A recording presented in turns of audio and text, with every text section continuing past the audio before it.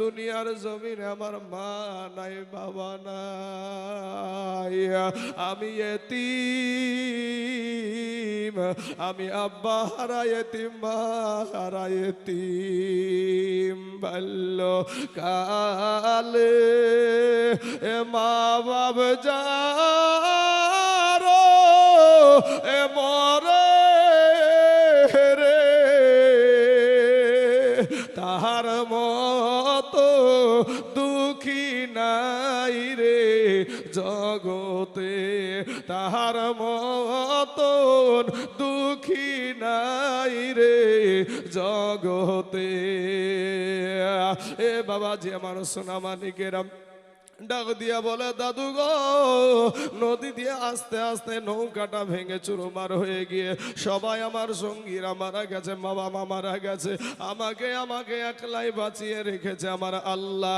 ওই বাবা ব্রাহ্মণ সঙ্গে সঙ্গে বললে, তুমি কে, তোমার পরিচয় কি, তুমি কোথা থেকে এসেছো?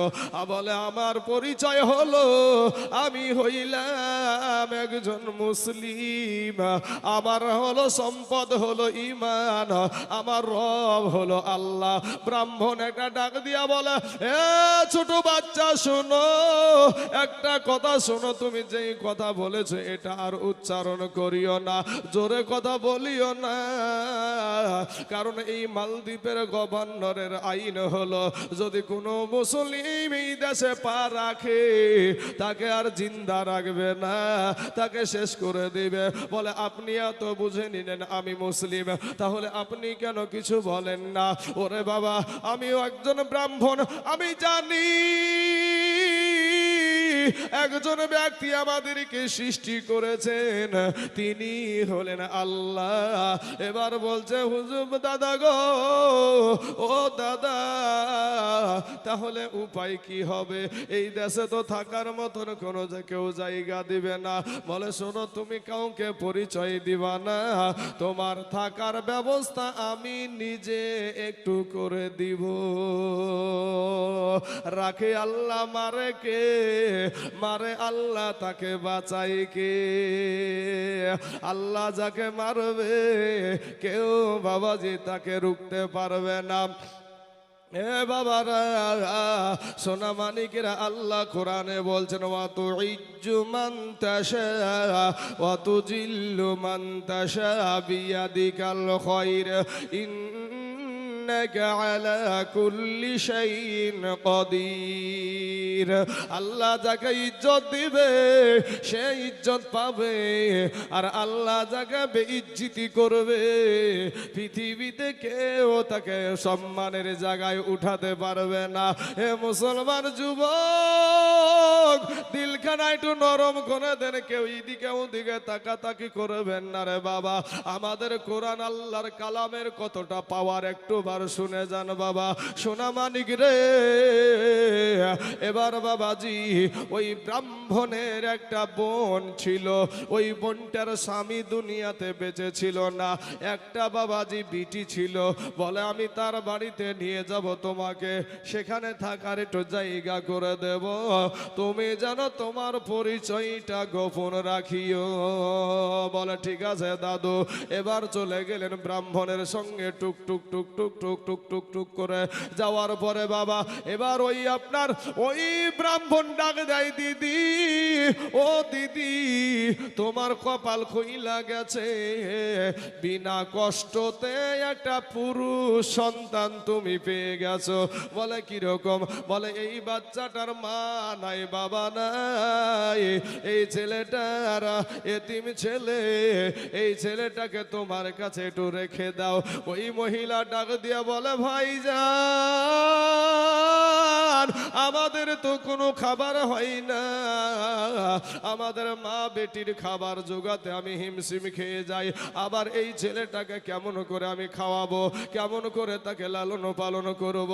এবার আমার আল্লাহর গোলাম ইউসুফ, আপনার আবুল বারাকাত ইউসুফ বরবরী রহমতুল্লাহ আলাইহি যেন বলে ফেলল, মা গো, ওগো মা টেনশন করিয়েন না, চিন্তা করিয়েন না, আমি আপনাদের জন্য আমি বাইরে গিয়ে কাঠ কেটে কেটে আমি আপনাদেরকে ওই কাঠ বাজারে বিক্রি করে আপনাদেরকে আমি খাওয়াবো। জোরে বলেন সুবহানাল্লাহ।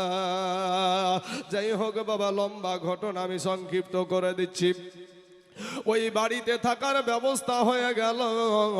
একদিন গেল, 2 দিন গেল রে বাবা, 1 মাস 2 মাস 6 মাস যখন হয়ে গেছে, হঠাৎ একদিন আপনার সন্ধ্যাবেলায় আবুল বারাকাত ইউসুফ বরবরী রহমতুল্লাহ আলাই বাড়ি থেকে বের হইয়া বাড়িতে প্রবেশ করে দেখে তার মা জননী কান্দে এবং তার বোনটাও কান্দে। আবুল বারাকাত ইউসুফ বরবরী রহমতুল্লাহ আলাই একটা ডাক দিয়া বলে, মা গো কিসের ব্যথায় কাঁদো গো মা? কে তোমাদেরকে আঘাত করেছে? কে তোমাদেরকে কষ্ট দিয়েছে মা? বলে, বাবা তুমি তো জানো না, এই মালদ্বীপের জমিনের আইন তুমি জানো না। বলে, কি রকম আইন মা, একটু আমাকে বলো না মা। এবার বলছে মহিলা ডাক দিয়া বলে, বাবা রে, আমাদের এই মালদ্বীপে এমন একটা নিয়ম চালু আছে, প্রত্যেক 6 মাস পরে এই নদী থেকে একটা জিনেদের দানব উঠে আসে। আসার পরে আমাদের মধ্যে থেকে একজন নারীকে নিযুক্ত করা হয়, একটা কুমারী মেয়েকে নিযুক্ত করা হয়, নদীর ধারে মন্দিরে তাকে দিয়ে আসতে হয়। ওই দানব এসে তার সঙ্গে সতীত্ব হানি করে তাকে মেরে ফেলে আবার চলে যায়। আর যদি এটা না করি তাহলে এই বাণীতে উথাল পাথাল করে গ্রামটাকে ডুবাইয়া দেয়। আমাদের দেশের গভর্নরের আইন প্রত্যেক 6 মাস অন্তর একটা করে মহিলা দিতে হয়। এবার কি বলবো, ও আমার বেটা শোনো, এবার আমার মেয়েটা আমার নারী ছিঁড়া ধন, আমার কলেজার টুকরা, নয়নের পাড়া, আমার বিটিটার নাম এসেছে, আমার বিটিটার নাম এসেছে। আগামীকাল বেলা 12টার সময় আমার মেয়েটাকে নিয়ে চলে যাবে, ওই মন্দিরে দিয়ে আসবে। ওই মন্দিরে রাতের বেলাতে রাত 12টার পরে দানব আসবে, আমার বিটিটাকে ভোগ করবে। ভোগ করার পর আমার বিটিটাকে শেষ করে দেবে। এই মালদ্বীপে এটাই হলো প্রচলিত। এ বাবাজি, আবুল বারাকাত ইউসুফ বরবরী রহমতুল্লাহ আলাইহির অন্তরে আছে, সিনাতে আছে আল্লাহর কালাম, ভিতরে আছে আল্লাহর কালাম। বলে, মা গো আর কান্না করিয়েন না, আপনি আমাকে একটা কথা বলি, আজকে আপনার কান্না করার কোনো প্রয়োজন নাই। আজকে আমি আমার আল্লাহর দেওয়া ক্ষমতায় আপনাকেও বাঁচাবো, আপনার বিটিকেও বাঁচাবো। জোরে বলেন সুবহানাল্লাহ। মহিলা চট করে আপনার বলছে, কি বলছো বাবা? বলে, হ্যাঁ মা গো, এতদিন তোমাকে আমি কোনো পরিচয় দিইনি। আমার ধর্ম হলো ইসলাম ধর্ম, আমার জাতি হলো মুসলিম জাতি, আমি এক আল্লাহকে মানি, ঈমান হলো আমার সম্পদ গো মা। ও গো মা, একটা কথা মেনে নাও মা, দেখো আমার মুখে কোনো দাড়ি এখনো উঠে নাই, আমার মুখ এখনো উঠে নাই। আল্লাহর কালামওয়ালা ব্যক্তি, নুরানি চেহারা বাবা, এত সুন্দর চেহারা। ডাক দিয়ে বলে, মা গো একটা বার আমাকে আপনি মহিলা সাজায়া দেন, আর আমার বোনটাকে আপনি লুকায়া রাখেন। বলে, বাবা তুমি জানো না, আগামীকাল আমার বাড়ি থেকে বেলা 12টার সময় নিয়ে যাবে। তারপরে সেই রাজা, তারপরে ওই রাজা ও গভর্নরের ওখানে নিয়ে গিয়ে তাকে একটা গোপন ঘরে নিয়ে গিয়ে তাকে চেক করবে, তার কাপড় খুলে নিয়ে চেক করবে, তাকে দেখবে মহিলা না পুরুষ সেটা দেখবে। ও বাবা, এ চালাকি চলবে না। বলে, মা গো, খৈরিহি ওয়া শাররিহি মিনাল্লাহি তাআলা, ভালো মন্দ যা কিছু হয় আল্লাহর তরফ থেকে হয় গো মা। আপনাকে বলি মা, আপনি একটা বার শুধু আপনি আমাকে মহিলা সাজায়া দেন। ওই বোনটা বলছে মা গো, আমার ভাইয়ার কথা দেখে মনে হচ্ছে, মনে হয় আমার ভাইয়া জিতে যাবে, আমার ভাইয়া মনে হয় জিতে যাবে, দাও না মা দাও, আমার ভাইকে মহিলা সাজায়া দাও। মা বলছে বেটে বিটি রে, তুই নিজের কথা নিজে বলছিস রে বিটি, যদি আজকে যদি ধরা পড়ে যায়, আজকে তো আমরা তুই একা বিপদে পড়েছিস, আর যদি ধরা পড়ে যায় তাহলে আমরা তিনজন বিপদে পড়ে যাব। আবুল বারাকাত ইউসুফ বরবরি রহমতুল্লাহ আলাইহি বাবা একজন খাঁটি মুসলমান ইমানদার ছেলে, আল্লাহওয়ালা ছেলে।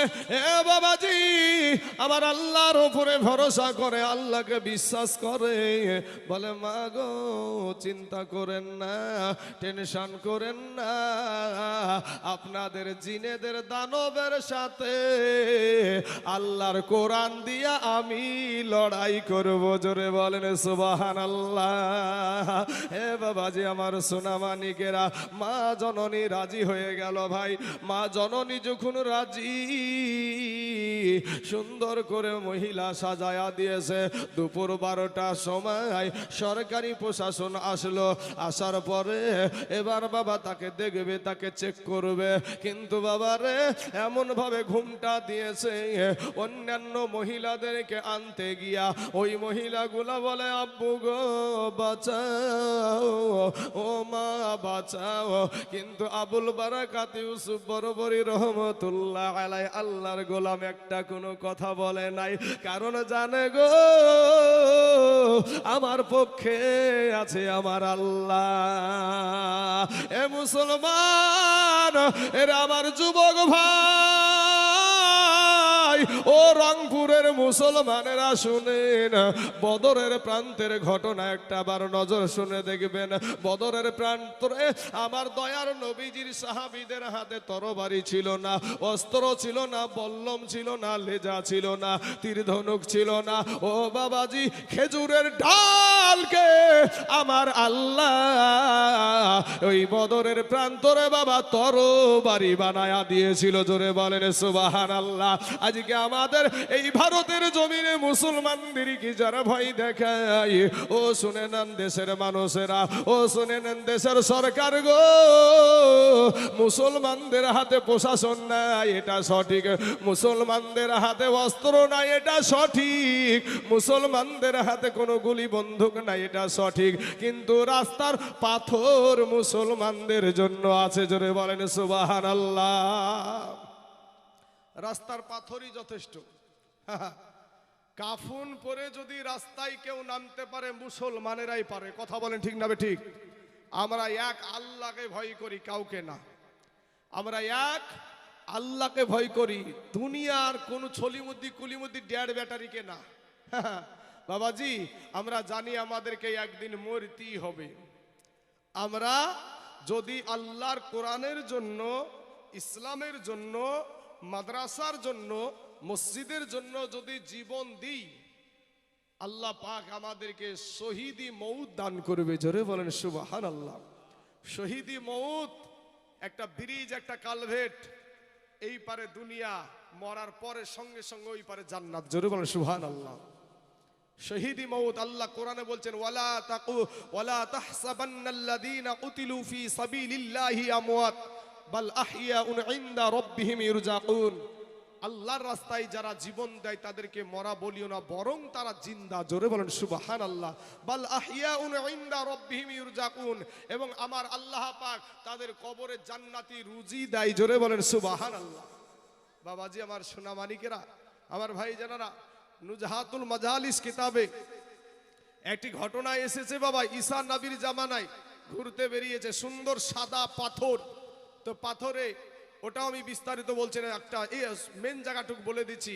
ওই পাথরে জিবরাইল যখন আপনার দেখলেন যে পাথরটা খুব সুন্দর, তো ঈসা নবী বলছে আহা হা, এত সুন্দর পাথর এরকম সুন্দর হয়? বলে শুধু এটা না, পাথরের ভিতরে আরো কিছু দেখতে চাও নাকি? তো হ্যাঁ। বলে তোমার হাতের লাঠিটা দিয়ে আঘাত করো। আর যেমন আঘাত করেছে দেখে পাথরের ভিতরে একটা মানুষ। জোরে বলেন সুবহানাল্লাহ। পাথরের ভিতরে কি একটা মানুষ, ওই পাথরের ভিতরে একটা মানুষও আছে, পাশাপাশি একটা আঙ্গুর ফলের গাছও আছে। ঈসা নবী বলছেন বাবা আপনি এখানে কতদিন আছেন? বলে 400 বছর। কত বছর? 400 বছর। আব্বাজান আমার আল্লাহ চাইলে আপনাকে পাথরের ভিতরেও বেঁচে রাখতে পারে। কথা বলেন ঠিক না ঠিক? অত দূর আপনাকে যেতে হবে না, আপনার জ্ঞানে যেটা আছে সেটাই আপনাকে বুঝিয়ে দিই। মায়ের পেটে যখন আমরা থাকি, জীবিত থাকি না মরা থাকি গো? জীবিত থাকি। তো জীবিত থাকতে হলে নিঃশ্বাস নিতে হয়, নিঃশ্বাস নিতে হয়। তো মা জননীর পেটে যখন আমরা থাকি, তো গোল ব্লাডারের মতন, ফুটবলের ব্লাডার থাকে না, ওই ব্লাডারের মতন মা জননীর পেটের ভিতরে বাচ্চাটা ব্লাডারের ভিতরে এক বিন্দু বাতাস ভিতরে থাকে না, ভিতরে যায় না, তারপরেও বাচ্চাটা মরে না। তাহলে বিনা বাতাসে বাঁচিয়ে রাখে আমার আল্লাহ। হ্যাঁ বাবাজি আমার সোনা মানিকেরা, দিলখানা একটু নরম করে দিবারে ভাই। ও কালেমাওয়ালারা, গুনহা নিয়া কবরে যায় না রে যুবক, একটা সেকেন্ডের আযাব সহ্য করতে পারবা না রে ভাই। তোমাদের পা দুখানা আগায়া দাও, তোমাদের পায়ে হাত দিয়া বলি এই দুনিয়াটা কিছুই না রে মুমিন। এরা আমার নবীর উম্মতের দল, মাস্তানি করিও না রে বাবা, যৌবনের বাহাদুরি দেখায়ও না। আমার আল্লাহকে ডাকো, আমার আল্লাহর কাছে তওবা করে ক্ষমা চাও। আমার আল্লাহর কাছে যদি খাস দিলে যদি তওবা করে ক্ষমা চাইতে পারেন, আমার আল্লাহর কাছে যদি চোখের পানি ছেড়ে দিতে পারেন, আপনার চোখের পানি গালে আসতে দেরি হবে, আপনাকে ক্ষমা করতে আমার আল্লাহর দেরি হবে না। জোরে বলেন সুবহানাল্লাহ। আল্লাহ বলে ডাকে রে বান্দা, আল্লাহ বলে ডাক, আল্লাহ বলে ডাকে রে বান্দা, আল্লাহ বলে ডাক। ও তারে ডাকতে পারলে তোর জীবনের গুনাহ হবে মাফ।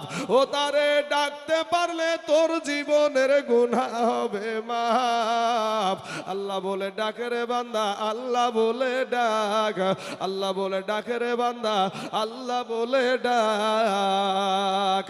যখন তুমি ছোট্ট ছিলা দাঁত ছিল না মুখে, ওরে যখন তুমি ছোট্ট ছিলা দাঁত ছিল না মুখে, আর তরল খাবার আল্লাহ তাআলা দিলেন তোমার মা জননীর বুকে। ভাইয়া মা জননীর বুকে না, তখন থেকেই বোধহয় খাদ্য সুরক্ষার কাটমাট পাই গেছেন নাকি? কি কথা চাচা ভাইরা? মায়ের পেটে যখন ছিলাম তখনও তো বাচ্চা জীবিত ছিল। তো কমিটির ভাইরা দেখেন, কমিটির ভাইরা একটু আপনাদের কমিটির ভাইদেরকে ওখানে দেন তো। হ্যাঁ অবশ্যই বলবো আমি বলবো, কিন্তু ওই কমিটির ভাই দেন গেটের কাছে, গেটের কাছে কমিটির ভাই দেন, ভাইকে দেন কমিটির ভাই, না তো এখানে বক্তার বক্তব্য দিতে অসুবিধা হবে, ওখানে গ্যাঞ্জাম হলে বক্তব্য দিতে অসুবিধা হবে। কমিটির ভাইরা একটু গেটটা পরিষ্কার করো তো ভাই। কমিটির ভাই যারা আছো, কাউকে রাগ দেখে না, সবাইকে গায়ে হাত বুলিয়ে ভাই বলে বন্ধু বলে, হ্যাঁ সবাইকে একটু ভিতরে অনেক জায়গা আছে ভিতরে পাঠিয়ে দিন। আজকে সুবহানাল্লাহ গোটা ফিল্ড ভর্তি হয়ে যাবে। হ্যাঁ সুবহানাল্লাহ। এই তো কমিটির ভাই যারা আছেন, কমিটির ভাইরা একটু কাজ করেন। কমিটির ভাই সবাইকে হাত বুলিয়ে, কাউকে রাগ দেখাবেন না, কাউকে আঘাতজনক কথা বলবেন না। আমরা এখানে যারা আছি সকলেই আমরা কালেমার ভাই। কথা বলেন ঠিক না ঠিক? আমরা যারা আছি সকলেই আমরা কালেমার ভাই, কেউ আমাদের দুশ্মন না, আমরাও কারো দুশ্মন না। তাই আমার বাপজি আলহামদুলিল্লাহ মাশাআল্লাহ। এই যুবক ভাইরা চলে আসেন না ভাই, এই যে যুবকরা ভাই জ্যাকেট পরে, ভাই রাস্তাটা ক্লিয়ার করেন না ভাই, রাস্তাটা ক্লিয়ার করেন। আর যদি আপনার বসার ইচ্ছা না থাকে, রাস্তায় যদি বন্ধ রাখেন, তাহলে আপনার মতন দর্শক দিয়ে লাভ কি? দর্শক আমার এগুলা প্রিয়, দর্শক আমার এগুলা প্রিয়। দুটো দর্শক যদি থাকে, দুটো দর্শক যদি মনোযোগ দিয়ে শুনে, ওটাই আলহামদুলিল্লাহ। একটা দর্শক যদি ওইটাকে আমল করে, ওটাই আলহামদুলিল্লাহ। বাবাজি আমার সোনা মানিকের আমার ভাই জানেরা, তাই গেটটাকে কোনো সময় বন্ধ মানে জাম করে রাখবে না। হ্যাঁ একবার দুরূদে পাক পড়েন, আল্লাহুম্মা সাল্লি সাইয়্যিদিনা মাওলানা। আল্লাহ বলে ডাকে রে বান্দা, আল্লাহ বলে ডাক, আল্লাহ বলে ডাকে রে বান্দা, আল্লাহ বলে ডাক। ও তারে ডাকতে পারলে তোর জীবনের গুনাহ হবে মাফ। ও তারে ডাকতে পারলে তোর জীবনের গুনাহ হবে মাফ। আল্লাহ বলে ডাকে রে বান্দা, আল্লাহ বলে ডাকে রে বান্দা, আল্লাহ বলে ডাক। যখন তুমি ছোট্ট ছিলা, দাঁত ছিল না মুখে, আর তরল খাবার আল্লাহ তাআলা দিলেন তোমার মা জননীর বুকে। ভাইয়া মা জননীর বুকে, ওরে সেই আল্লাহ রে ভুইল না রে,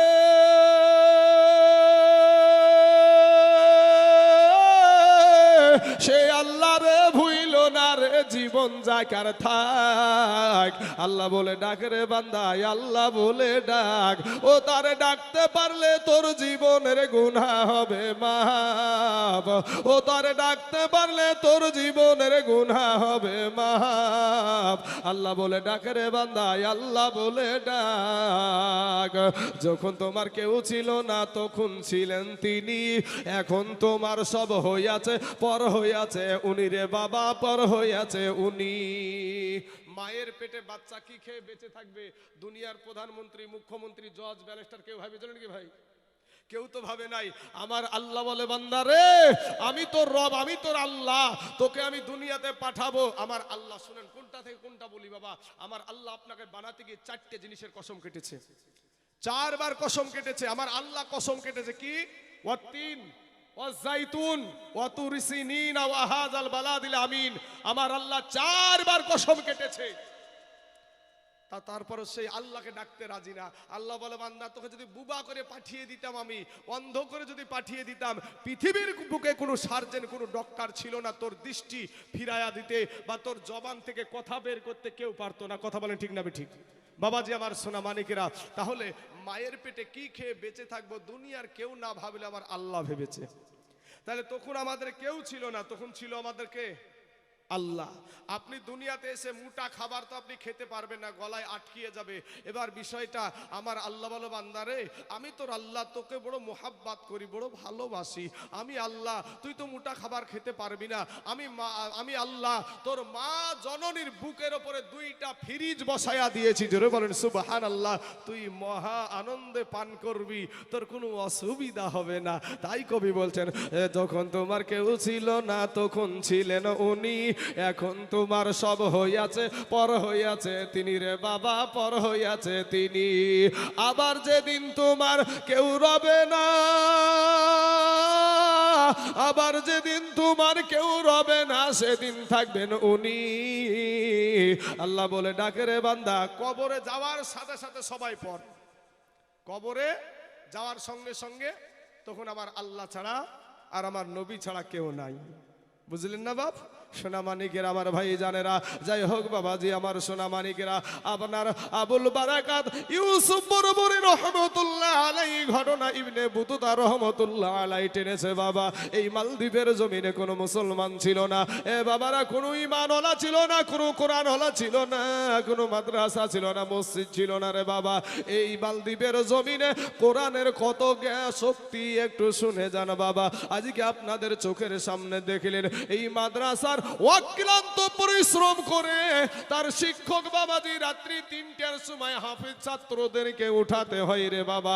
রাত 3টার সময়তে এমনও কোনো মাদ্রাসা আছে, এমনও কোনো শিক্ষক আছে ফজরের আগেই বাবাজি নতুন পড়া, ওটাকে বলা হয় সবক, ওই সবকটাকে শুনিয়ে নেয়। হ্যাঁ।